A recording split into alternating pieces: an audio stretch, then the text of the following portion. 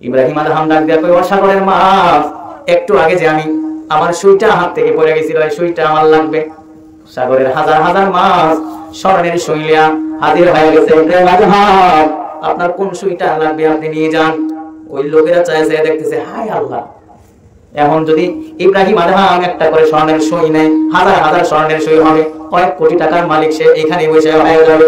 Ibrahim Adham ওই মাছগুলোকে ধমক দিয়ে বলে, ও সাগরের মাছরা, ও সাগরের মাছরা, তোমরা কি মনে করছো আমি এখনো দুনিয়া লয়ে আছি?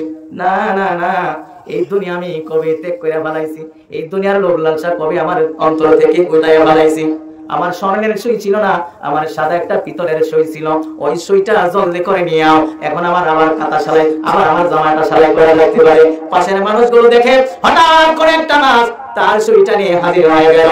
ইব্রাহিম আদহাম ওই মাছের মুখ থেকে সইটা হাতে নিয়ে তারপর ওটা গ্রহণ করলেন, হাজার হাজার স্বর্ণের সইগুলো ফেরাইয়া দিলেন। ওই মানুষগুলো তার পায়ে পড়ে কয়, ইব্রাহিম আদহাম, আমরা তোমার গায়ের সেরা জামা দেখে আবার করছিলাম, তুমি বুঝি দুনিয়ার পাগল? না না না, আজকের থেকে বুঝলাম, আজকের থেকে ধারণা পাইলাম তুমি দুনিয়ার পাগল না, তুমি আমার মওলার সত্যিকারের পাগল। জোরে জোরে বলেন সুবহানাল্লাহ।